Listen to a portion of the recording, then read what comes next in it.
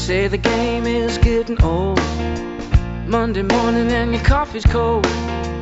Life is not what you want it to be. You need another. Hello, everyone, and welcome to A New Direction. My name is Jay Izzo, and oh my gosh, this is going to be an amazing show. I'm telling you, there are certain shows. I say this a lot, don't I? I think it's because I get these great authors with these great books. Oh, Arsenal of Hope. Oh, is going to punch you right in the gut, the mouth. I'm just telling you, this is a knock your socks off book. Holy cow. And the author, Jen Satterly, who is married to another author who was on our show. Yeah, Command Sergeant Major Tom Satterly, who, yes, Delta Force, Mogadishu, Somalia, longest firefight, 18 hours. Yeah, Black Hawk Down was based on, that Tom, who was here in May. She lives with that guy, right? And it is such a vulnerable book that talks about the struggles, the pain, but the love, the commitment to living with someone who has, we're going to call it PTS. We're not going to call it PTSD because it's not really a disorder. It is post-traumatic stress.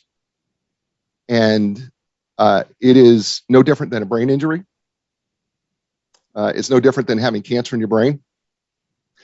It is something that is around you every day. I promise you that you know somebody, you may know a family, and you may not know who they are, but they're around you. A lot of times, these combat veterans, first responders, don't even realize they have it, but they need help. And you know what the truth of the matter is? You can help. You can. It's possible. And Jen Satterly is going to be with us today, and she's going to help us understand what you can do, what we can do, what families can do to help folks who are struggling with post-traumatic stress. It's a tremendous, they have a great foundation called the All Secure Foundation. That's this hat that I wear in support of them and their foundation and the men and women who have given of themselves. So we support it, but we're going to talk to her. She's going to be outstanding. Going to love her. But before we do that, let's do what we do every week, right? I talk about your level of training, meaning we're 4-part people. We're physical, mental, emotional, spiritual people. Jen mentions that in her book, right? That you are, right? And so we have to ask ourselves, how is our training going? Because as Tom pointed out to us back in May, he said, you know what? You never rise to the occasion when you're under pressure, when you're under stress, when you're exhausted and you're tired. You only fall to the level of your training. It's absolutely true. Right? So let's talk about the training in physically, mentally, emotionally in your life. So physically, what do I mean? Well, let's keep it simple, right? Physically, what I'm talking about is, how's your exercise? How well are you eating? Right? Are you putting in good stuff in your body? You drinking enough water? And are you getting enough rest? Let's just keep it right there. I mean, we could go on, right? But if you evaluate yourself on a scale of 1 to 10, meaning my training, 1 is awful, 10 is, man, I'm knocking it out of the park every day. Because Jen's going to talk to you about every day you need to be doing something. You need to be moving, right? Right. So how would you say your level of training is? Right. That's your first score. 5 is average. All right. Second score, your mental training.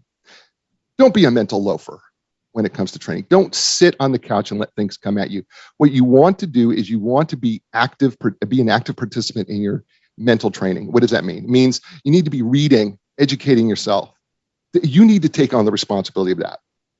Don't let the news come at you and tell you what you should think. You become an active participant in growing your brain. You have 2 halves of your brain. You have a right side, which is more creative. You have a left side that's more logical. You need to be exercising both halves of that brain. Right? And, it's really, really cool because you could do that in a variety of ways. You can read. And some people say, I don't like to read. Well, you know what? Here's what I do with my coaching clients. I tell them, do you listen to books? They go, yes. I said, well, I'll tell you what, listen to books and take notes on each chapter. And then let's review it. Oh, okay. I can do that. All right. Okay. So there's a way. Take up an instrument, learn a language. All of those things are great for you to enhance both halves of your brain. So on a scale of 1 to 10, how well would you say that you're actually training your brain, right? Same scale. 1's miserable, 10's outstanding. All right, you got it, good. All right, so you got 2 numbers. right? Third number is the emotional number. On a scale of 1 to 10, right? 1 miserable, 10 outstanding. How are you doing in these two areas? First is, how well are you able to control your emotions under stress, pressure, and exhaustion?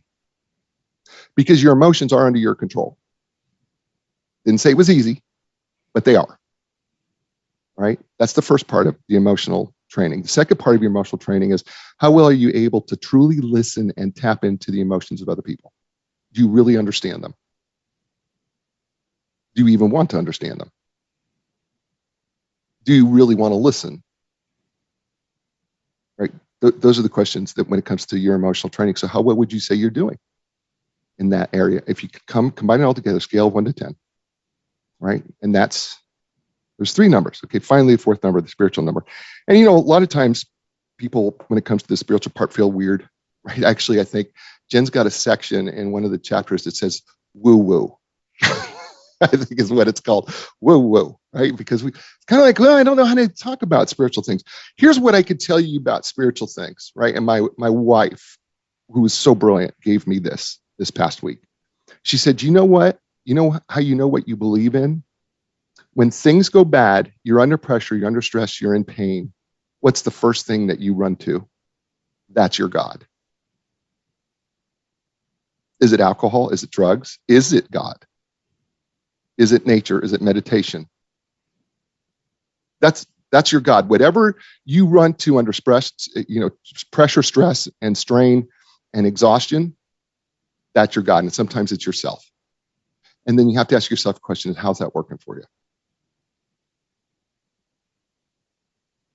And then you have to ask yourself, well, if it's not working well, then maybe you need to do something else to change it. So what number would you give yourself in the spiritual realm and your spiritual training? You have 4 numbers that are like the legs of a chair. If those legs are uneven and you sit in that chair long enough, what happens? Your posture goes bad. And that's not holistic health, as Jen will point out. And then, here's the other thing. If the chair is too low, what the problem is? You can't sit at a normal table and eat right and be healthy. So we need to bring them up all together and bring them up as evenly as possible. And speaking of someone whose chair is at the right level and she's at the right height, her name is Jen Satterly.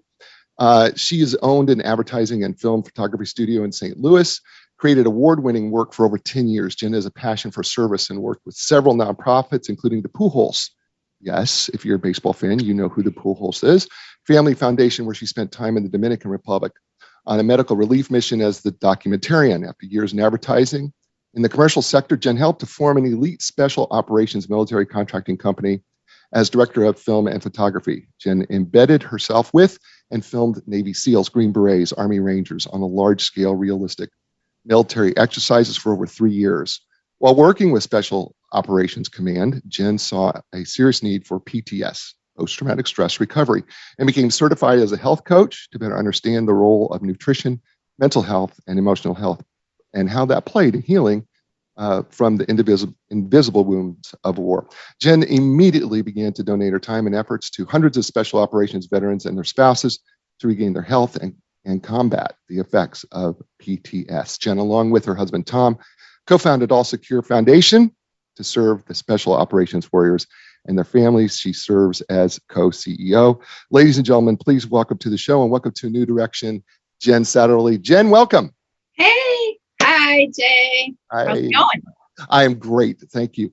The book is fabulous. It is absolutely great. I love it. So well written, so candid, so vulnerable. It's fantastic. So I think because I want to help as many people as I can, because I have 3 goals for this show. One of them is awareness. 2 is, to give people an idea of what they can do. And then 3, because I have a lot of military folks and family listening to the show, is to give them some hope ultimately. And so those are my 3 goals. These are my 3 goals for the show. So let's get right into it. So chapter 1, which is entitled "It's Not You, It's You," the biology of PTSD. It actually starts, it's a story with you and Tom, and he's flipping his knife, and he literally says, I had to use this I remember having to undo these bonds. He says, you know what, bad guys had to die, and I don't feel guilty. Yep, pretty much. He had 25 years of combat service. and it all followed him home. And so he has his own PTSD, but you do too. Correct. Yes. So we have two people who are living in the same house who have PTSD. Let's talk through that.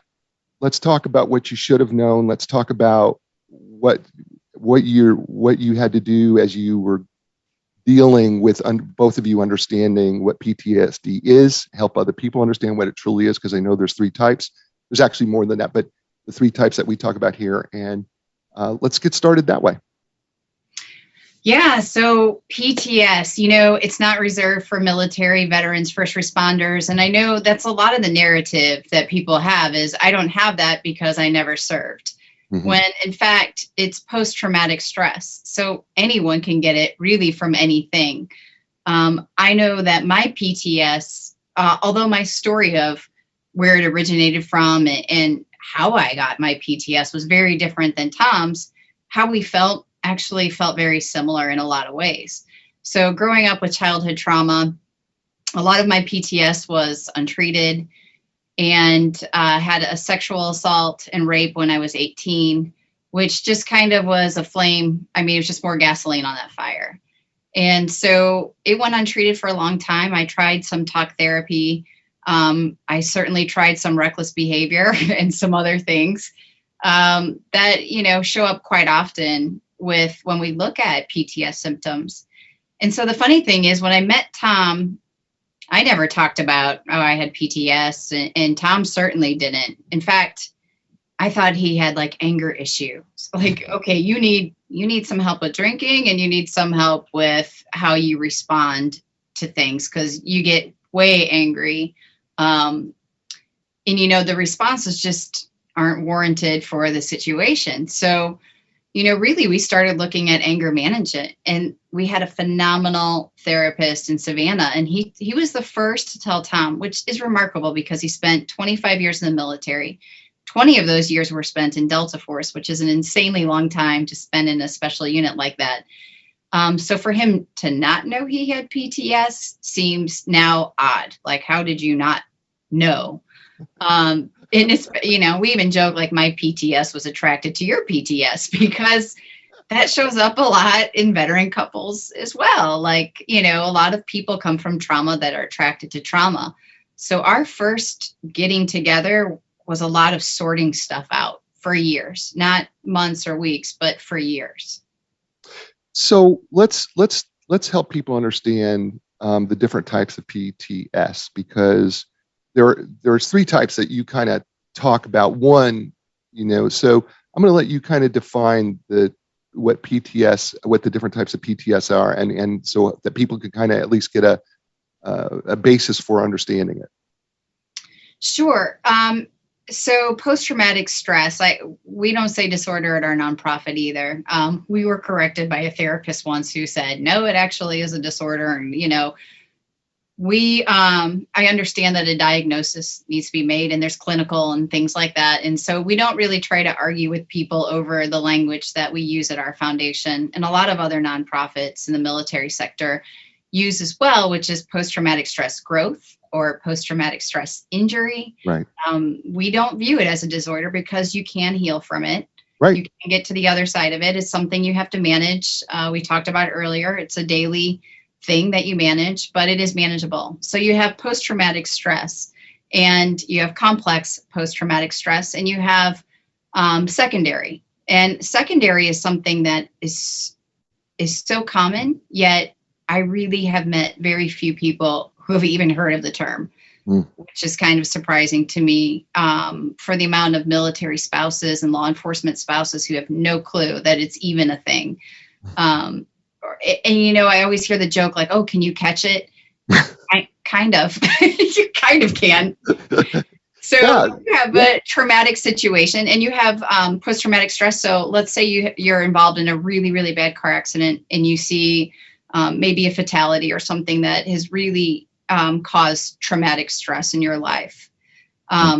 with an incident, a singular incident. You have complex PTS that can happen over multiple times. So in an abusive situation, war, law enforcement, where you're constantly having, your brain is constantly reading that threat over and over and over again. So it's not a singular act, it's multiple. And then with secondary, you have spouses or children or family members who are then affected by kind of the symptoms and the result of the PTS. Living with somebody with that injury can cause secondary PTS. So how that looks for most people is depressive symptoms, isolation symptoms, anxiety. That's how it shows up a lot in secondary. So here's some staggering statistics that you have in the book, and it's called The Science. The subtitle is called The Science Behind PTSD, Simple, Complex, and Secondary. The statistics are between 11 and 20 out of every 100 veterans who have seen conflict are now believed to have complex PTSD. That's staggering. Huge. We're talking between 11 and 20%, right? Have complex PTS. And this is according to the U.S. Department of Veterans Affairs. This translates into 20% of our military families are suffering through chaos and pain, and sometimes, I'm quoting you, and sometimes violence or threats of suicide in their homes. And you say this and you said this, but we're going to do the best that we can on the show to say PTS or post-traumatic stress, and we're not going to put the D. And I am there's something that I, as a psychological professional, I find it offensive that we would call this a disorder. We don't call brain injuries a disorder. We don't call brain cancer a disorder. But for whatever reason, we have to put this D on, and we see it. I understand that it's in the Diagnostic and Statistical Manual of Mental Disorders. I get it, but I think it's a poor way to look at something that affects so many people, and that we need to deal with on a way different level than calling it a disorder, because it's something so much different than that. You talk about the secondary PTS, and by the way, we'll get into that a little bit later. But you say we need to all understand that PTS is a brain disorder and it has a biological condition. Let's talk a little bit about that.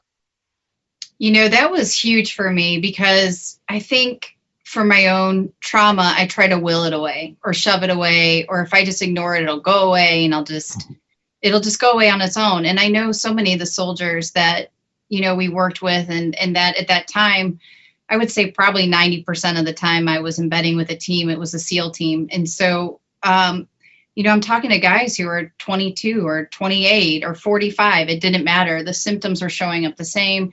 The way that they felt was showing up the same. And so, one of the things that people need to understand, it's biology, right? So it's not a matter of willpower. It's not a matter if I just shove it down or it'll go away, or why am I not, quote unquote, man enough to deal with this? All the excuses I've heard about it, I want to take those away with this book, because it's an injury that happens after a traumatic, stressful situation. And the body is going to respond to protect itself. We still have our caveman brains. We still are in survival. We're getting to a place of thrive. But with PTS, you are in a survival situation daily. And your body is biologically trying to fight off the stress.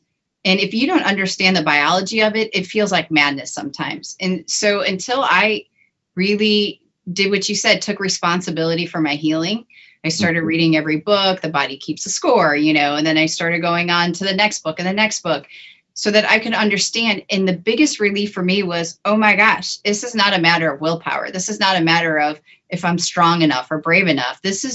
I biologically have to deal with this like I would any other injury. And once I do, I'm going to get to the other side of it and heal from it just like any other injury. It was huge for me. And it's so huge when we see our service members understand for the first time, it's not your fault. This is not your fault. This is not a matter of strength or being man enough or whatever else you want to say. This is biology. Just like you broke your arm, you're going to need to go through the process of healing, and you're going to have people help you with that process. And it's no different here. It's no different. You know what's so interesting about that, Jen, is that we get so caught up, and we have this we go into denial. My wife has this great acronym for denial.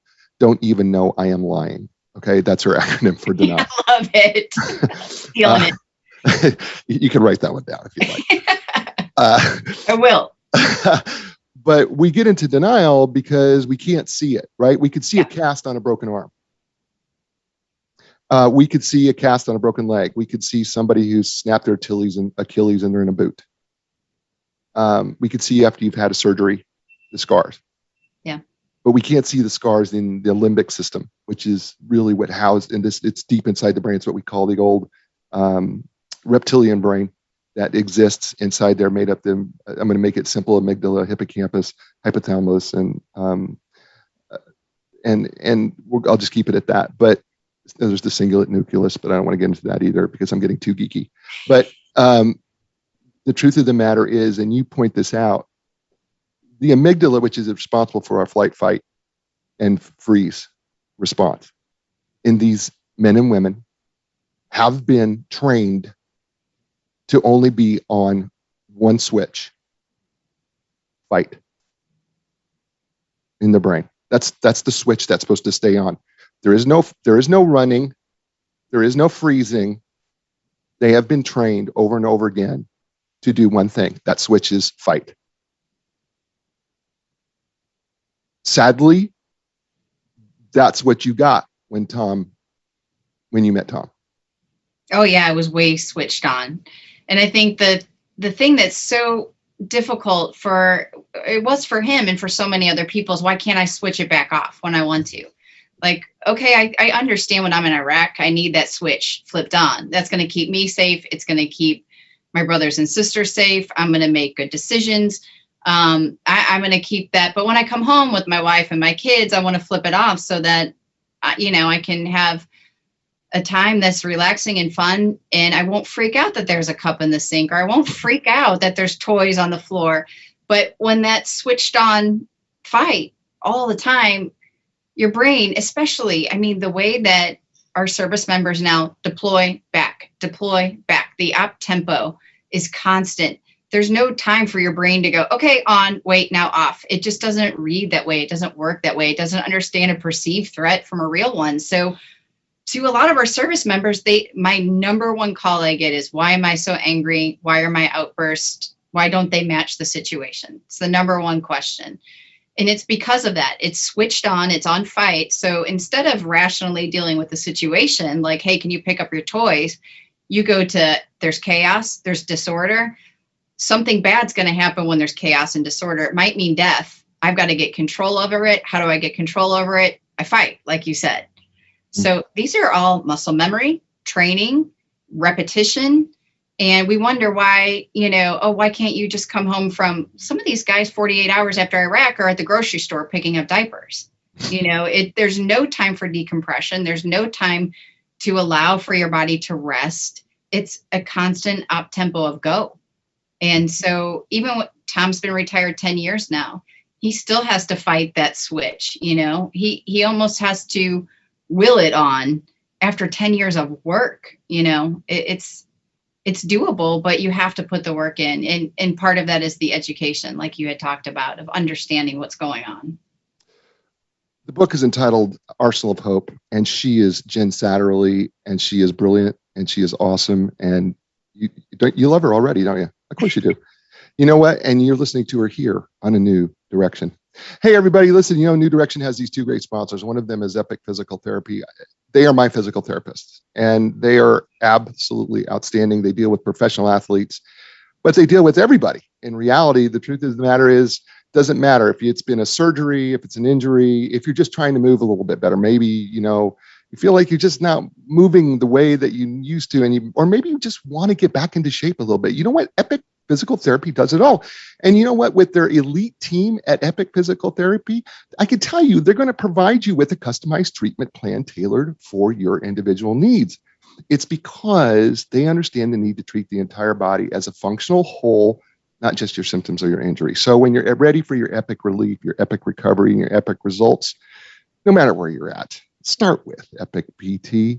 It's real easy. It's just epicpt.com. That's EPICPT.com. And Linda Craft and Team Realtors. You know what? got to tell you, been around for 35 plus years. And you know what? They're still at the top of the real estate game. How do you do that for 35 years? Most companies aren't even around for 35 years. Well, I'll tell you how Linda does it. She understands the power of relationship. She understands that the relationship doesn't end once the sale is over. She understands that we are all people with feelings and emotions, and we have all sorts of things that go into the home, like memories. We all have great memories of our homes. And we want somebody who's going to take care of our home the same way we want our home taken care of. That's how Linda started her business 35 plus years ago. It's what she still does today. It's what her team does today. So when you're ready to sell your home or buy your home, go with the person who really understands. She's spent 35 years doing it. The person who's going to develop a relationship and maintain it over the course of time. The person who understands that your memories are extraordinarily precious and she wants to keep them that way. Start with Linda Craft and Team Realtors. You can learn more by going to lindacraft.com. It's LINDACRAFT.com. And we're back here on A New Direction with Jen Satterly, author of Arsenal of Hope, Tactics for Taking on PTSD Together. We're not going to use the D in the show. We're going to call it PTS, but we understand for those people, when we say PTS, we get it. That's not a phrase that you're used to. It's not. And we Jen and I and Tom, we all understand that. So if we say PTS, you know what we're talking about. It's post-traumatic stress.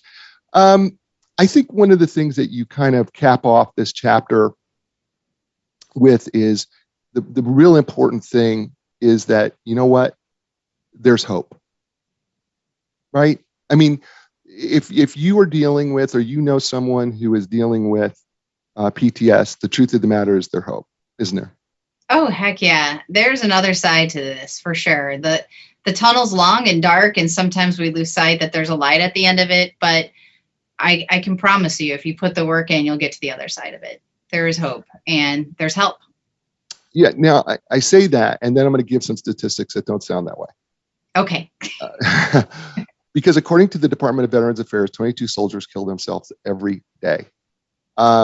During the pandemic, I couldn't refine the article, but it seemed that the numbers got a little higher, especially for veterans during COVID-19. That number increased during that time period. But every day, this is what you quote in the book. You said this number of 22 soldiers kill themselves every day. This number includes veterans, active duty, and reserve. There are more servicemen and women deaths in a single year than all of the American casualties of the Iraq and Afghanistan war combined. That's mind-blowing. That's absolutely mind-blowing. And I believe that we could stop it. And I believe that we can if we can get them to help. I believe there's other things that we could do. I mean, I'm going to say this. You don't have to. I'm going to say this out loud. And if anybody from the government is listening, you can feel free to contact me. But here's the deal. We train them to kill and to do whatever we ask them to do out there. We need to do a better job of untraining them when they come back. That's our responsibility. I'm just going to throw that out there. All right. And I'm going to leave it at that. So let's talk about willpower, because I'm going to say it this way. Willpower is crap. Okay, go ahead, Jen. How does willpower work in overcoming PTSD? You know, I learned about willpower in my health coaching school. And so really understanding that biologically, we're not really meant to deal with willpower. Willpower is this idea that if I think about it hard enough, then I can overcome it. But it's knowledge is not enough. You have to have habit change. You have to have systems and plans in place to truly create change in your life. You can't just say, oh man, if I had enough willpower or motivation, then I could get through this. But that also means that it's giving you kind of a cop out in and out pretty quickly too. Like, hey, it didn't work, or I made a New Year's resolution. If I just had enough willpower, I would have gotten through, I don't know, maybe March, and maybe I would have made it halfway through the year. But we are not meant that way. If we want long lasting change, we have got to go beyond willpower. It is not a matter of hey, I had it or I didn't. It's, did you have a plan in place? Did you apply the knowledge? Did you have tools? Did you have someone who could help you, an accountability partner to help you through this journey? It's so much more than just the will to get better. You know, it's so true, because what the problem is that we have this idea, and I especially think you say this in the book, is that, you know, these guys and gals who have been so trained, they just believe that because they believe that they're pretty invincible. Mm-hmm. Right? You gotta be right. And so they you know, they have been able to willpower their way through so much, and it's not working when they get home, and that's the problem. It is. It becomes a big problem with the ego too, right? You know, why can't I do this? What is the issue? And why am I not strong enough in order to just not have to deal with this right now? That's not it. You know, it's nobody's willing their way out of cancer or willing their way out of a broken femur, you know, so the same mindset needs to be present here as well. This is not a matter of willpower. This is a matter of having the information, the tactics, the teammates. It's about having a plan and then committing to that plan every single day. You talk about in chapter 2 here, depression, and that depression is, that it's important that the warrior acknowledge their depression. Why is depression such a key to PTS? I personally believe that depression, you know, when you have lost your love of whatever you love, that is so incredibly damaging, especially to service members. I get the call constantly from active duty members saying, I used to love being a Green Beret, or I wanted to be a SEAL my whole life. And I trained and I got to this level and now I don't even like it I don't know what's wrong. I don't feel anything. I'm completely numb to it. I'm numb to my family. I'm numb to my kids. And what they're feeling is depression. And again, our warriors don't really like that label. They don't like the label of disorder, depression, anxiety, anything that makes them feel less than. That makes me less than a warrior. So depression is an ego killer. It's a shame that's attached that is unnecessary. And it really does. When Tom had his depression, oh gosh, he's always had it. But when he went through a cycle about 3 years ago, he started transcranial magnetic stimulation because his depression spiked back up. And it, you know, it's one of those things where it's like it came out of nowhere. Or seemingly nowhere. You know, he was doing really great. And then it kind of crept in and it got to the point where we had to deal with it. And he had to deal with it. And, you know, there it is again. The hope is he got to the other side of it and he was able to conquer that. But depression in our service, in anyone, but in our service people, it has an attachment of shame to it. And that's unfortunate, but it's true. Yeah, I'm going to list. So you list a number of signs in chapter 2 of depression. I'm going to just take them out so that you don't have to remember them all, because you've got a pretty big list here. Not that you couldn't. Not saying that you couldn't, but no. I've got them. I've got them in front of me. I can actually see them on my screen. Loss of appetite or eating too much, drinking too much, avoiding sobriety and reality, taking pills or other drugs to avoid feeling unhealthy weight loss or weight gain, overwhelming anxiety over everyday concerns, anger or lashing out in response to minor disturbances or over nothing at all, refusing to get exercise or go outside, isolating, unable to keep a job, unable to finish a project, and the list goes on and on. Reckless behavior, suicide thoughts or statements. And it's a pretty comprehensive list. It's very difficult for people to see themselves in the forest amongst the trees and know where they're at. And that's a message that came really clear as I was reading your book, that it's you know, you just don't see it. You know, when you're in the middle of a depression, you don't always see that you're in a depression, do you? Nope. That's true. Right? I mean, I don't know that Tom, I'm sure Tom, when he was having his bout wasn't thinking, initially I'm depressed. I'm sure, it kind of caught up with him later, but at first I'm sure it was, oh, I'm just having, a couple, Exactly.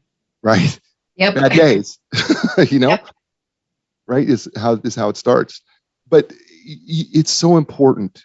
I want to talk about something though you just said, because this is a real crux in your book too, is the shame and embarrassment of PTSD.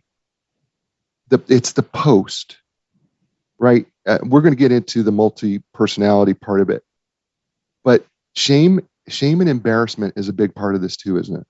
Oh, it's huge. Shame and embarrassment. I mean, if you can imagine, so I'll take Tom for an example. He, is 19 years old when he enters service. He is 26 years old when the incident of Mogadishu happened, Black Hawk Down. And then he had an entire career, nothing, I don't think, that intense, but he was involved in many, many firefights and combats and missions. He's lost many, many friends, has witnessed many friends either die in his arms or die near him. And so the amount of trauma, the amount of things that he has seen, he went into a place of training harder, longer, faster. So his brain was trying to say, hey, okay, I recognize the threat.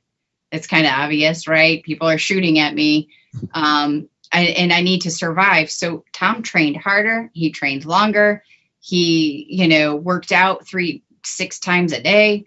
And so in his mind, he's like, I'm an elite, highly trained warrior. And he is. He's a very elite, highly trained warrior. So anything that's going to take away from that, that identity of elite warrior, anything that can ding at that depression or isolation or loss of this or, drinking to self-medicate, that makes him feel less than. And so then he goes into a shame cycle and an embarrassment cycle. And when he's in that, then maybe he's reacting with more anger or in more isolation. So there's this whole shame and negative cycle that is attached to this that goes very deep. Sometimes, when we talk to people, this is untreated childhood trauma. We see that a ton of, things that are showing up in childhood after combat was the trigger. And they'll think, okay, I'm dealing with something from combat. And when we really start talking and working with them, it's, oh, this and this happened all through my childhood. And I never dealt with that trauma. And even that childhood trauma shows up as shame to a warrior. And, it plays a huge, huge part in the role.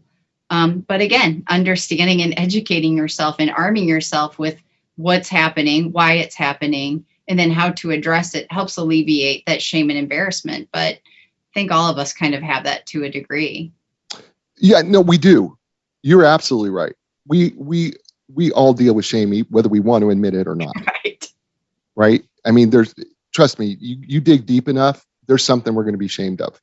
Yes. That we're trying to cover over and that we don't want you to know about, because, if we get revealed on that level, yeah, you would get to know our real true self. And I don't know that you would like that person.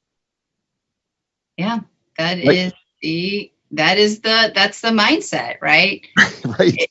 And even so much of what our soldiers feel, and I don't even know if people realize this, is they feel so much shame and embarrassment, even over the things that they've been trained to do.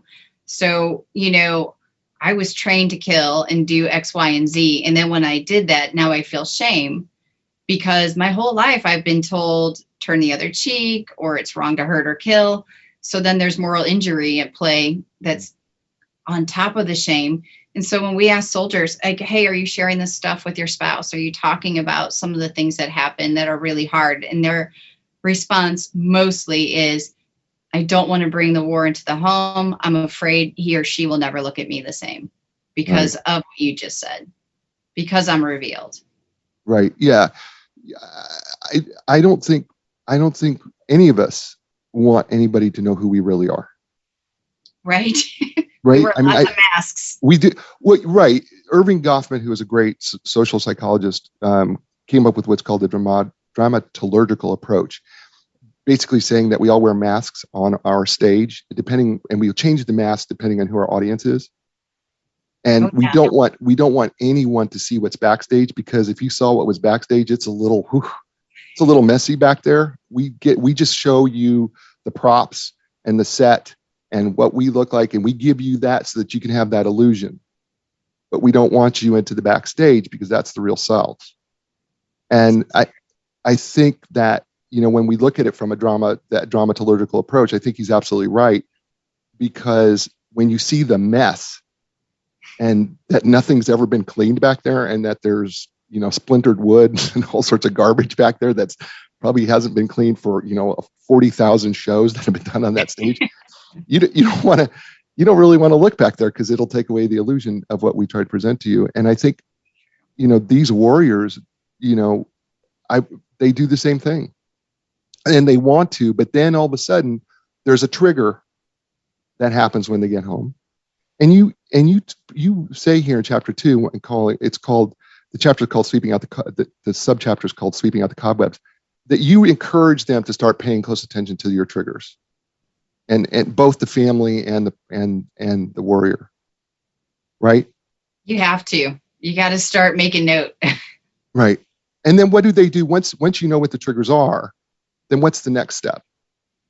Yeah, even with Tom and I didn't understand his triggers. And so I kept unknowingly triggering him. And it wasn't, I found myself in a situation where I was walking on eggshells all the time, or I think I call minefields, because I didn't know what was going to set him off. I didn't know if I did this or if I did that.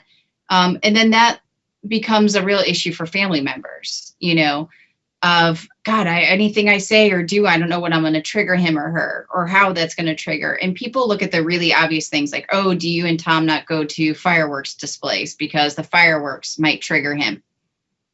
For Tom, and everybody's different, for Tom, noises and sounds will trigger a reaction of maybe a duck, or, he might look to the left or right really quick, and it's a very quick physical response.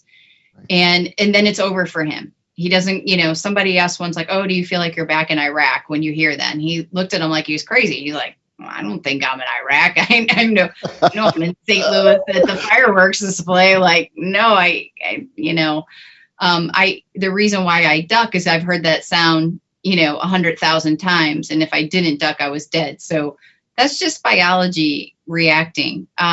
But, understanding the deeper triggers helps you create that behavioral change. And it also helps family members understand what's going on. So, for instance, I hear a lot, hey, my wife, it drives me nuts. I come in the front door after a deployment, or I get in the door after, work or training, and the house is a mess. And she's saying, okay, yeah, you've been gone for 4 months. We have 2 kids, 2 dogs.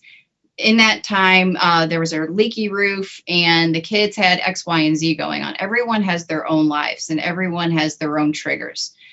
What we need to look for is when the trigger becomes something that is going to unleash a reaction that nobody wants.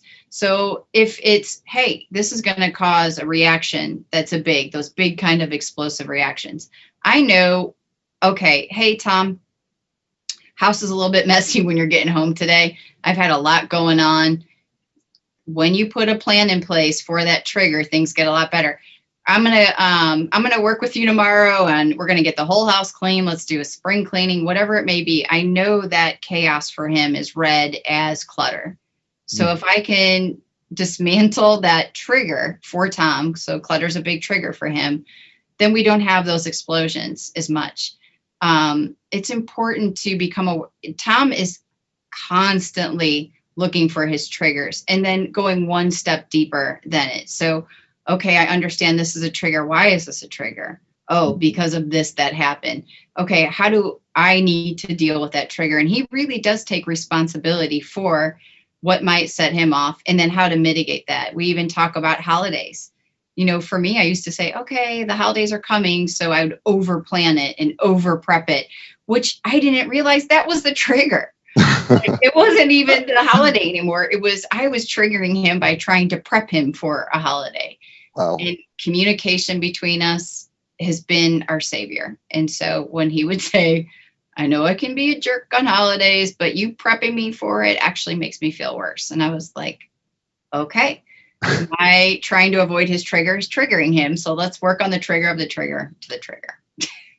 That's awesome. I love that. Her name is Jen Satterly, and she is author of this fantastic book called Arsenal of Hope: Tactics for Taking on PTS Together.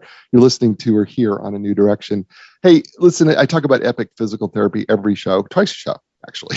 And you know what the truth is? I really do use them. I really do love them. They have been great. And I want to tell you something. It's not just that they have the top of the line equipment, because they certainly do. They have the best equipment, whether it's the, Ultra G anti-gravity treadmill so that you can run without feeling, pressure on your joints, or the compression sleeves, or the Game Ready with the ice and the water, or, the therapies that they have, like blood flow restriction therapy, dub, dry needling, cupping. You know what the big deal is? That they're certified in all of these treatments. And it just gives you so much confidence when you walk in there, because you know that they know what they're doing, and that they have so much knowledge that they're going to find the right treatment plan for you. It's why professional athletes go to Epic Physical Therapy. It's why professional athletes say that, when it comes to getting epic relief, epic recovery, and epic results, I don't go anywhere else. I go to Epic Physical Therapy. You should too, right? And it's real easy. Start with epicpt.com. That's EPICpt.com. And Linda Craft and Team Realtors, for 35 plus years, she's been at the top of the real estate game. Here's the deal. She can help anybody all over the world. You know how she does that? First of all, she's independently owned and operated and is unaffiliated with a national company. That gives her the freedom to actually connect with the best professional, regardless of where they live in the world. And so when you want to sell or buy your home, if you start with Linda, what she does is she can refer you to the best professional in your area with an unbiased opinion. That's right, unbiased opinion. So listen, wherever you're at in the world, when you're ready to buy or sell, you know what? Go with the relationship memory making realtor. Go with the one who is unbiased. Go with Linda Craft and Team Realtors. It's really easy. It's lindacraft.com. It's LINDACRAFT.com. And we're back here on A New Direction with Jen Satterly, and Arsenal of Hope is the book. Are you having a good time, Jen? I'm having a great time. Good. We're talking about some pretty heavy stuff here, but you know what? I'm enjoying the conversation, and I'm enjoying hearing your perspective. And you write just like your book, and that's a really big deal. Tom did the same thing with his book. I felt like when we were talking, I was like, man, you sound just like your book, and that's really important. And it's just an outstanding book. I'm going to jump to chapter 3 really quickly, because there's a section here in chapter 3. It's entitled #NoFilter, Anger, Aggression, and Violence. And I'm going to read something that you wrote here pretty quickly into the chapter, because I think it's important that we talk about this. Tom was trained to be angry. He was also trained to be violent. Quote, "You don't go to war and hug a terrorist. You go to war and you kill a terrorist. You don't go to war and have a tea party with someone who's trying to bomb a subway station in London. You put a hot frying pan to his head until he talks. You sacrificed your sense of morality in order to save people. Every bit of that ugliness comes back home with that soldier." And I think it's really interesting, because a little bit further down in that chapter, you actually call us out, and you say, quote, "For most of us at home, drinking coffee with our feet up, righteously monologuing about how we would never kill someone, especially a child, we do not have the faintest idea about the truth of the world." And then you make one statement. You said, "Do you know who wants peace more than you? A soldier." That's pretty powerful, Jen. That's some of the most powerful words I've ever read in any book. Thank you. It's heavy. I'm like teary right now. I'm crying at my own book. Well, it's that good. Cheesy as that. It's okay to cry. It's okay to cry over your book. I did. Oh God. I did it in my book. I was reading my last book for, to do the audiobook. And I got to the part where this, one of the people were so inspirational in my life, and I had to stop. Yeah. So it's okay. Oh gosh. I just feel it got me in all the feels today because it's so true. And, I think we are sold this bravado. We're sold this like robotic soldier image, like they're going over, they're kicking butt, and nothing bothers them. They're bad to the bone. And they are, and they are amazing, and they are incredible. But what they have to face is beyond anything that most of us will ever even have to have a nightmare over. Nonetheless, experience every single night when they go out the gate. It's not that it happens once or twice. Our service members are going out over and over and over and over and over again. And like Tom had said, he said, every time I left that gate, I was vulnerable, every single time. Because every single time I thought this could be my numbers. It's a numbers game. So I've lost so many of my friends. This might be my night. Just don't let me make a mistake that has anybody else come with me. That was always his prayer. It wasn't save me. It was just don't let any of my men join me. And I thought, I can't imagine having that every day before I go to work. That's just what I do before I go to work today. I mean, can you imagine I used my drive-in before where I would listen to music or call a girlfriend or do something to decompress on the way to or from work. It certainly wasn't okay if I go today, because I probably will. Just don't let me make a mistake that takes anyone else with me that I love and I care about. So yeah, of course a soldier is going to want peace more than anyone else. They're knocking in the front doors. And they're making decisions that none of us can comprehend without being in their shoes. And there's no place for judgment in war. There's just not. No. And that's what I've got to say about that. That's okay. You got me too. And I think I know there are people also who are listening all over and watching who are just as teary-eyed as we are right now. I'm going to jump to chapter 4. Booze, women, and adrenaline, the reckless behavior. Because this seems to be such a part of this lifestyle of soldiers that seems to be a part of when they come home dealing with PTS. And you know this one well. The drinking just was totally out of control. Matter of fact, I think there's a point in the book somewhere you say, I would tell Tom, you're drinking too much. Yeah. Right? And then you would go, actually, we're drinking too much. So let's talk about, booze, women, and adrenaline and why. That lovely finger that goes out. Go ahead. And then I realized I had these pointing back at me, I think it's true. Like what you see in somebody else that bothers you the most is probably something within yourself that you want to change or that you don't like. And I saw, I had my own reckless behavior. Certainly it looked at a time that seems more typical, that college, age era. I certainly went through a lot of reckless behavior patterns, and then kind of got my stuff together, had kids, met Tom, started working in special operations, and I became part of the soup. I climbed right in, and it wasn't that like, oh, somebody was drinking. Like and I'm not saying this is a peer product, if you weren't drinking, but it's just every day when the work was done and everybody's so exhausted and so tired and you just worked, 3 18-hour days back to back, and then you've got another 6 coming up, everyone just decompresses at the bar and just lets go. Right. And then you start seeing that letting go isn't after a drink or two. But what I started noticing was like, wow, some of your friends are getting 2 drinks at a time. Like, are they closing? What's happening? No, they just getting 2 drinks at a time. I'm like, wow, it's a little different from the world I was in, where that becomes a medication, and it becomes the collective medication.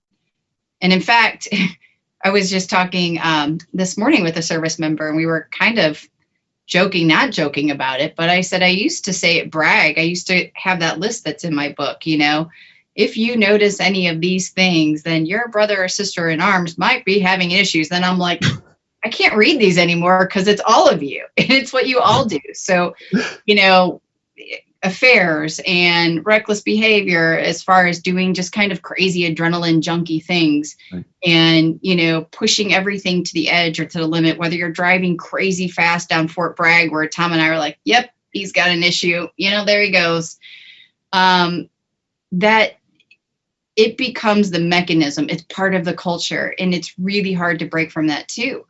Like I completely saw it. There's a mindset of being a warrior, and then there was sort of this culture built around it of it's acceptable to have affairs, it's acceptable to drink the bar dry or do drugs or do these crazy adrenaline things, because I probably am not going to live to 40. I might not live past another deployment.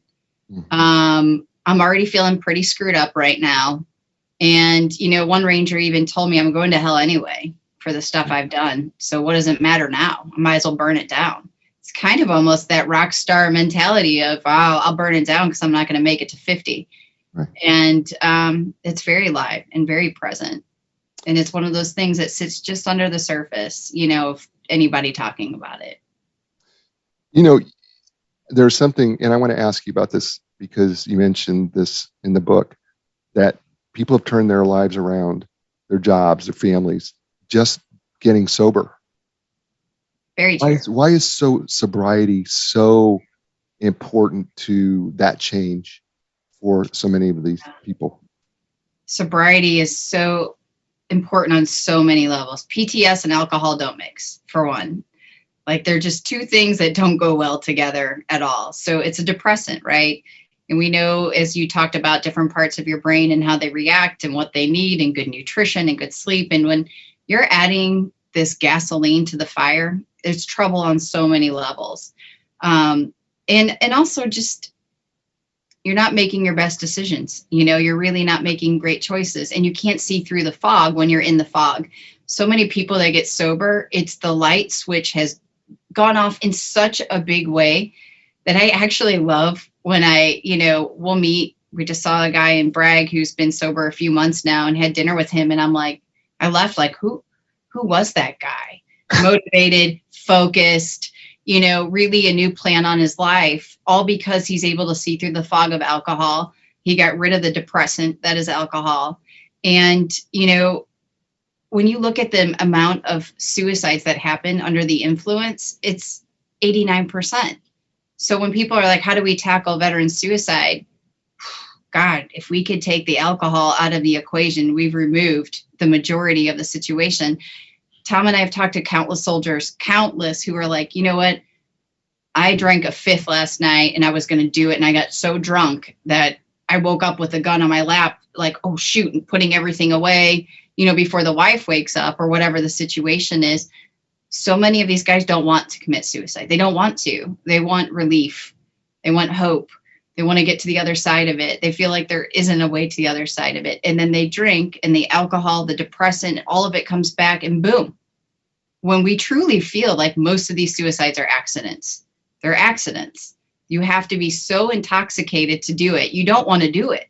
So when we remove alcohol, we are removing a huge part of this problem. And I know a lot of people are like, that's what warriors do. And like Tom said, hey, come on, we could toast one of our fallen every single day, and we can use that as an excuse every day, or we can live in their honor and we can live good lives.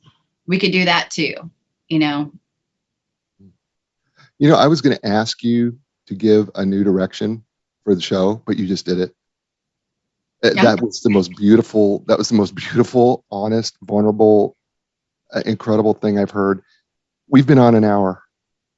Okay. It has gone so fast. It has gone so. No, we're both talkers. Okay, let's just be honest there. But it has gone so fast, and you have been great. I would love to bring you back, and if Tom would be willing, I would love to bring you both back. For sure. Both had and talk through some more of this, because I think it's just such a powerful story that the two of you have, but also I think it can help so many people. So we would love it. Let's do it. So, okay. So here's the other piece. Tell people how they can get a hold of you. Great. Yeah. So allsecurefoundation.org. That's our website. We're also on all the social media platforms as All Secure Foundation. And you know what? Hey, you want to reach out to me directly, Jen at allsecurefoundation.org. Reach out to me. We have resources for help. We have plans, we have programs, and we would love to hear from you. That's awesome.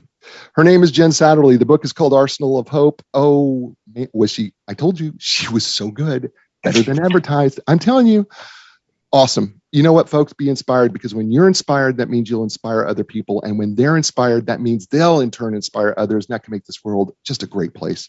I'm going to be back next week with another great guest, another great book, and it's going to be another great show. And as I say to you every week, you know what that is.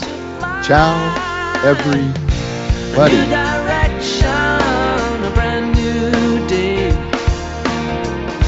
A new direction, things are gonna change.